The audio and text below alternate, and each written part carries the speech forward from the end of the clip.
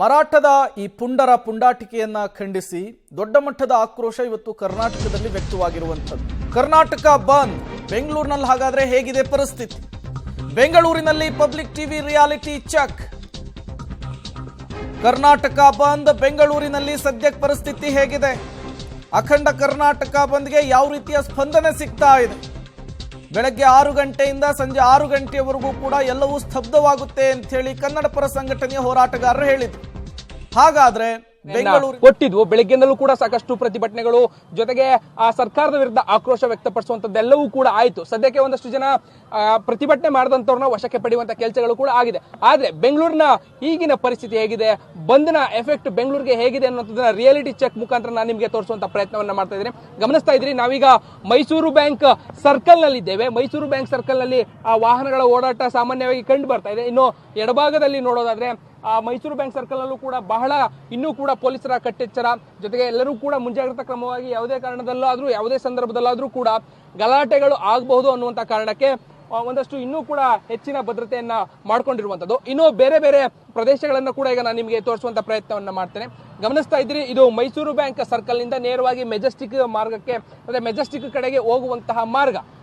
ಎಂದಿನಂತೆ ಯಥಾಸ್ಥಿತಿಗೆ ವಾಹನ ಸಂಚಾರ ಮತ್ತೆ ವಾಪಸ್ ಆಗಿದೆ. ಸ್ವಲ್ಪ ಮಧ್ಯ ಪ್ರತಿಭಟನೆಗಳು ಜೊತೆಗೆ ಒಂದಷ್ಟು ರಸ್ತೆ ತಡೆ ಇವೆಲ್ಲದರ ಪರಿಣಾಮವಾಗಿ ಕೊಂಚ ಜನಸಾಮಾನ್ಯರಿಗೆ ಸಾರ್ವಜನಿಕರಿಗೆ ಓಡಾಟ ಮಾಡುವಂತವರಿಗೆ ಸಮಸ್ಯೆಗಳಾಗಿತ್ತು. ಅಲ್ಲಲ್ಲಿ ಟ್ರಾಫಿಕ್ ಜಾಮ್ ಆಗಿತ್ತು.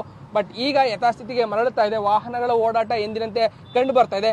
ಬೆಳಿಗ್ಗೆಯಿಂದಲೂ ಕೂಡ ಒಂದ್ ರೀತಿ ಬಂದ್ ಎಫೆಕ್ಟ್ ದೊಡ್ಡದಾಗಿ ಆಗಬಹುದು ಅನ್ನುವಂತ ಒಂದಷ್ಟು ಊಹೆಗಳಿತ್ತು. ಬಟ್ ಆದ್ರೆ ಅದು ಎಲ್ಲೋ ಒಂದ್ ಕಡೆ ಆ ನಿರೀಕ್ಷೆಗಳೇನಿತ್ತು ಅದಕ್ಕೆ ತಲುಪಿಲ್ಲ. ಕಂಪ್ಲೀಟ್ ಆಗಿ ಆ ಊಹೆಗಳೇನಿತ್ತು ಅದು ಸುಳ್ಳಾಗಿದೆ. ಬಂದ್ನ ಎಫೆಕ್ಟ್ ದೊಡ್ಡ ಪ್ರಮಾಣದಲ್ಲಿ ಬೆಂಗಳೂರಿಗರಿಗೆ ತಟ್ಟಿಲ್ಲ ಅನ್ನುವಂಥದ್ದು ಒಂದು ನಿಟ್ಟಿನಲ್ಲಿ ಗೊತ್ತಾಗ್ತಾ ಇದೆ.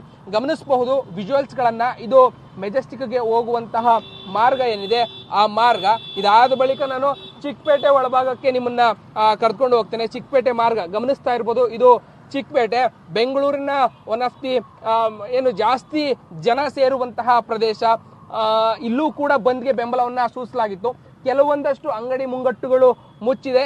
ಬಟ್ ಆದ್ರೆ ಎಂದಿನಂತೆ ಹೆಚ್ಚಿನ ಪ್ರಮಾಣದಲ್ಲಿ ಇರ್ತಾ ಇದ್ದಂತ ಜನಸಂಖ್ಯೆ ಸದ್ಯಕ್ಕೆ ಕಂಡು ಬರ್ತಾ ಇಲ್ಲ. ಗಮನಿಸ್ತಾ ಇದ್ರಿ, ಕೆಲ ಅಂಗಡಿ ಮುಂಗಟ್ಟುಗಳು ಇನ್ನೂ ಕೂಡ ಮುಚ್ಚಲಾಗಿದೆ. ಜನರ ಓಡಾಟದಲ್ಲೂ ಕೂಡ ಅಂತ ದೊಡ್ಡದ್ದೇನೋ ಬದಲಾವಣೆ ಕಾಣ್ತಾ ಇಲ್ಲ. ಇವತ್ತು ಸಾಮಾನ್ಯವಾಗಿ ವೀಕೆಂಡ್ಗಳಲ್ಲಿ ಅತಿ ಹೆಚ್ಚು ಜನ ಈ ಭಾಗದಲ್ಲಿ ಓಡಾಟವನ್ನ ಮಾಡೋದು, ಸಂಚಾರವನ್ನ ಮಾಡೋದು ಇವೆಲ್ಲವೂ ಕೂಡ ಆಗ್ತಾ ಇತ್ತು.